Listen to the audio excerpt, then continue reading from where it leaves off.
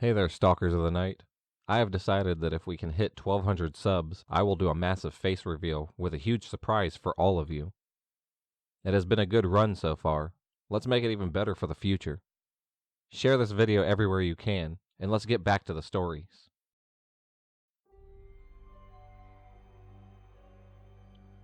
When I was about 6 years old, my mom would take me and my brother to Target at 11 every Wednesday after an appointment.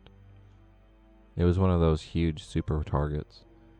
It was in a super safe neighborhood, and most people who went there were families. One time when we first walked in, I noticed a man who was about 50 in a Carhartt jacket and with a pair of jeans covered in holes and paint stains. I would have never noticed him, but I thought he looked different. So I did what every 6-year-old does. I stared at him. He stared back at me and gave me a toothless smile as we turned into an aisle. I didn't see him again that day. The next week, when we went, I didn't see him either. But the next week, I saw him from a few aisles away. And the next week, he was in the toy aisle. This continued for a couple more weeks. I would see him from afar, and I just thought, oh, he must come here at the same time every week like we do. Until one week, my mom told me and my brother to get something from the aisle behind her. I hadn't seen the man yet that day, but as soon as we got out of sight from our mom, he walked over to us from out of nowhere and said hi. We knew not to talk to strangers, so we didn't say anything and started backing away from him. He kept walking towards us and said, "My name's Tom. Do you want to go look at the toys with me?" After that, me and my brother broke into tears and ran back to our mom. We told her what he said, and she told us to be careful. About 10 minutes later, we were in the kids' clothing section. My brother and I were still crying, but not really making a scene. I saw Tom walking towards us and pointed him out to my mom. She started calmly walking with us to the security guard, who was about 300 feet away and standing at a door. My mom explained to the guard that someone was following us and had tried to get my brother and I to go with him. Just as she had finished describing him, he walked up next to us.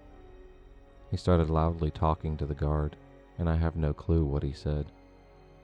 But then he looked at my brother and I and said, "What you crying for?" That made us cry even harder. The guard told him that he needed to leave, but not before Tom reached down and started to unbuckle his belt and said to my mom, "You need this? You need this?" To which he was promptly taken out of the store and told him to never come back. I never saw him again after that, but I still don't like going to that Target.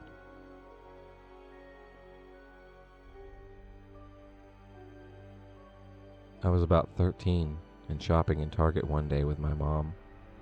It was really an average day, and I always wander into different aisles and meet up with my mom later. Not really a big deal. I'm in an aisle, and this woman I don't know comes up to me and gives me a hug. I am Hispanic and have a huge extended family, so it's not uncommon for strangers to greet me like this. I expected her to tell me how we knew each other, but she became emotional and wouldn't let go of me. She also called me by a different name. I realized then she had me confused. I can't remember the name. Let's say Eliza. She said, "Eliza, it's you, baby. I have missed you so much." I decided to explain to her that I wasn't who she thought I was. I thought we'd laugh it off, but then things got really dark. Eliza was the name of her dead daughter. "Baby, you died. Why did you die? You're my firstborn. How come you aren't dead? Where have you been? Why did you die? Baby, have you returned to me?" She was thoroughly starting to freak me out, and the more I insisted I was not Eliza, the more convinced that she was. "Of course it's you. I would know that face anywhere." She smiled at me like I was being silly. A mother knows her daughter's face. "My sweet daughter, your mother has missed you so much." And she didn't seem crazy. I looked at her for signs of insanity, but she was well clothed and had normal hair and nice makeup on, a regular shopping basket full of everyday things.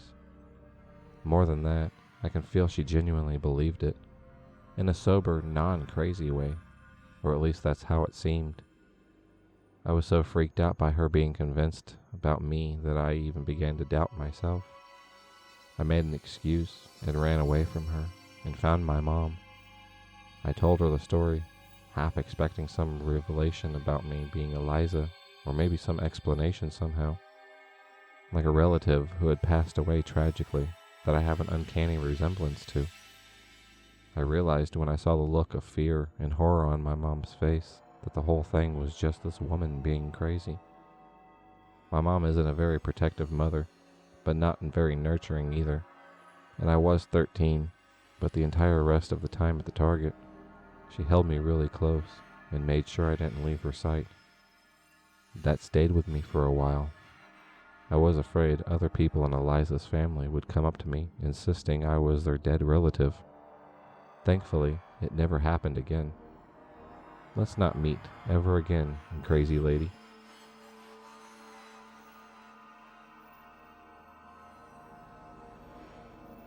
I'm a stay-at-home mom, so most of my errands get done in the middle of the day when stores are less busy. The other day, I'm in Target with my 3-year-old son, and we eventually end up in the toy section. I'm slowly following him up and down the aisles, occasionally reminding him Christmas is coming every time he says he wants or likes something. I've got an eye on him, but I'm also checking out the weekly ad and texting my husband. I notice a guy who keeps leaving the aisles as we begin to walk down them, but repeatedly walks past the end of the aisle. Older guy, beer gut, early 60s. Unfortunately, choices facial hair as he has a porn stash he cannot pull off very well. My guard is up now because he wanders too many times and keeps glancing at my son. We get done in the toy aisle, look at some Christmas decorations, and eventually head to the registers. I end up letting him pick out a toy car because he is having a good day. I notice the same guy in line a few peoples behind me, but he moves to a newly opened lane a moment later. We take our cart and head to the in-store Starbucks because Mommy deserves a treat too. I sit my son down at a table with his car and park our cart behind his chair. I make sure he knows I'm getting up to order, and I'm literally 8 steps away from him, and he's talking to me the entire time. I go sit back down while I wait for our drinks, take a glance around, and don't see porn stash, so I start to think maybe I was just being a little paranoid, and start to come up with reasons this guy could have kept crossing our path. Our order is called again. I'll tell my son I'll be right back. In the 15 seconds it takes for me to go up, answer the barista's question, and turn around, porn stash is standing next to my child, talking to him. I all but leap in front of him, putting myself in between them, and push my son closer to the wall. I growl at the guy to move back, and he takes 1 step back and makes some excuse about just wanting to talk to my son about his toy. My son, hearing my scary voice, as he calls it, is now under the table, and I can feel myself baring my teeth at this creeper. A manager rushes up and asks me what's wrong. I tell him I've noticed this guy hanging around my son and I, being way too close while I'm getting our drinks. The manager demands the guy to leave, which he does quickly, as now the entire cafe is staring at him. So porn stash guy, let's hope we don't ever meet again.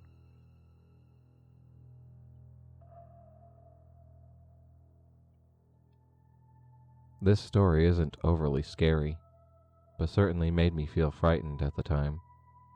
I used to work at Target in Melbourne back in 2003 when I was 18. I'm not what you call an average female. I'm 6'2", pretty tall, lots of tattoos, and not hard to miss if you come across to the checkout. A quick layout of the store. It has 3 levels, including a basement level where the DVDs were, and where I used to work a few shifts. The majority of the time, I would spend working at the checkouts. One shift, an older man with gray hair and glasses, came to the checkouts. First thing I noticed is he didn't have any products to buy. He says, "Wow, you remind me so much of my granddaughter." Harmless, right? I smiled and joked about how she must have been a great girl. He then began to ask me about my family and where I grew up. Being from Adelaide, I knew I didn't know this man. It was weird, but not unsettling. Thankfully, there were customers behind him, and I politely said I needed to get back to work. He smiled and said he might bring in some photos one day to show me. I smiled, and then he left. Didn't think anything about the encounter at all after that, until about 2 weeks after, when he came back. I wasn't worried, but just annoyed being 18 and not really interested. He showed me photos of his granddaughter and family, and there was a slight resemblance. Again, being a busy store, I had a lot of work to do, and excused myself to get back to work.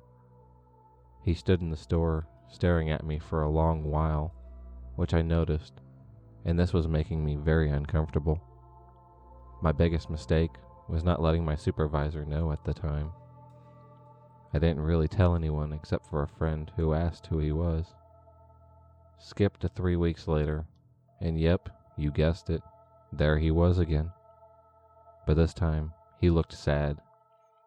He managed to get me aside as I was walking to my break. The photos he showed me were of a funeral. First of all, who the hell takes photos of a funeral? Anyway, he said that his daughter and granddaughter were hurt by his son-in-law, and he missed them very much. I kind of felt sorry for him, but he said something that sent shivers up my spine. "I know that you're my granddaughter. I'm so happy to have found you again."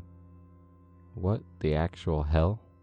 My face went red, as it does when I get nervous. "I don't think so, sir." "I have missed you so much." He began to cry and grabbed my arm. He tried to hug me, but luckily one of my tall managers walked by, and I pulled away. "Hey, Grant, do you still need help with that cage?" Grant looked confused, but he must have seen my uneasy because he nodded. "Yeah, that'd be great." I looked back at the crying, gray old man and smiled nervously. We got in the elevator, and I escaped upstairs. I then told my manager what was happening, and they noticed how much this freaked me out. Thankfully, I didn't see this man for a few weeks. Having a week's holiday helped. A friend did say she saw him around, and he was looking for me. I came back to work, and not a week later, I came to the front registers to start my shift, and I saw him. Luckily, he didn't see me. I stopped and headed back to the elevators. I found my manager and told him what was going on. He told me to go downstairs to the basement and stay there until he came and got me. I don't know what happened except for what I was told. Apparently the man started yelling and saying that his granddaughter worked here.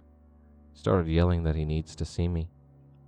The security and my manager tried for about 10 minutes to get him out of the store.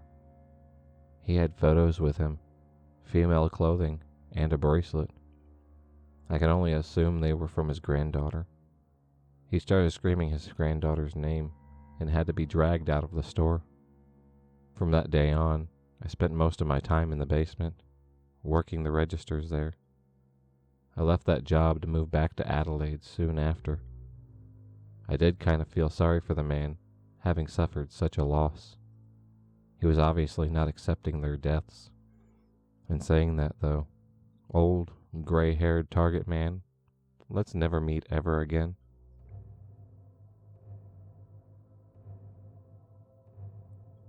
So when I was 16, I got my first job working at Target.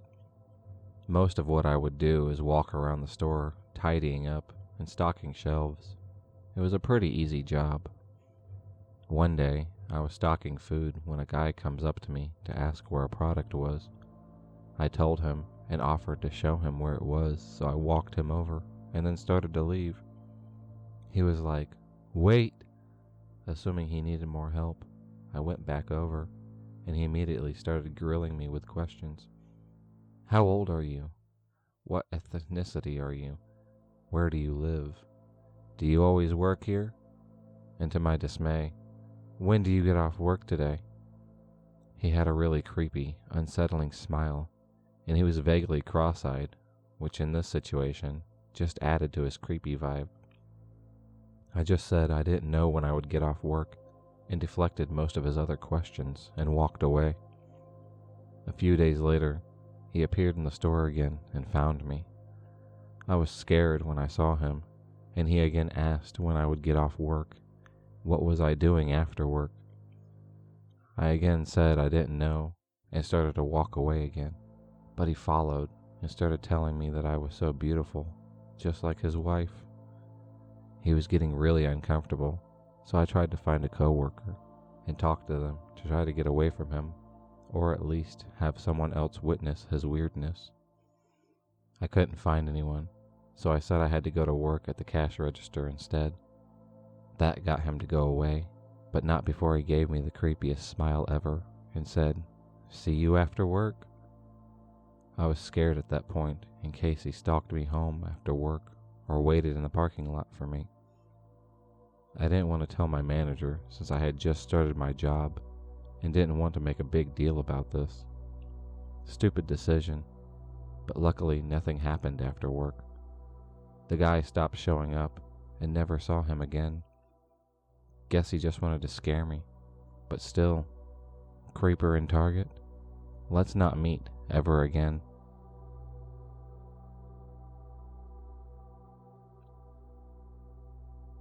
So it was 9:15 p.m., and I was stocking the shelves in the grocery section of the Target like I always do. I saw this someone walking towards me out of the corner of my eye, so I looked up to see who it was. This guy in a leather jacket with tons of patches on it, including a huge one that said FBI, was walking towards me. I looked back at the shelves and continued organizing the boxes. He scoffed and said, "Freaking ridiculous," under his breath as he passed by me. At this, I stood up and looked over at him to see who he was talking to, but he wasn't with anybody or on the phone. He turned around and looked at me and instantly started telling me of how, if you look at the Targets and stores in New York, you never see people stocking the shelves at night. Frickin' Connecticut. He walked closer to me as he talked, and I was hit with a strong smell of BO and pee. Then he told me to look at a very specific laws and statutes, listing off numbers I can't remember. Then he starts going off about gun control laws and how this is all because of the BJs in the White House. By this point, he was screaming every sentence and not making eye contact as he walked away from me towards the seasonal section. He kept yelling even after he was far away from me, wandering around the store yelling at other team members about his frustration. I quickly walked a few aisles away as I called for my manager on the radio. I explained the situation to her, and she shrugged it off, just telling me to stay away from him if possible. My coworker approached me a few minutes later to tell me that he saw him too, and he might have had a gun on his waist. It was 9:20 by now, and we clocked out by 9:30. Both of us still had tasks to finish, but we didn't care. We were clocking out early and getting the hell out of there. Who cares if our boss gets mad? We both wanted to get out as quickly as we could and just go home. Now I was just thinking, no matter how annoying it seemed, I'm glad my manager didn't confront that man. That guy seemed very angry and unstable. If he was really armed, I don't know what he would have done if someone confronted him that night. What's up, stalkers of the night? This is Night Stalker. If you enjoyed this video, please like, subscribe, and hit that bell for all future notifications. You can also find me on Twitter at NightStalkerTTS for all my updates to future videos. I will see you guys in the dark.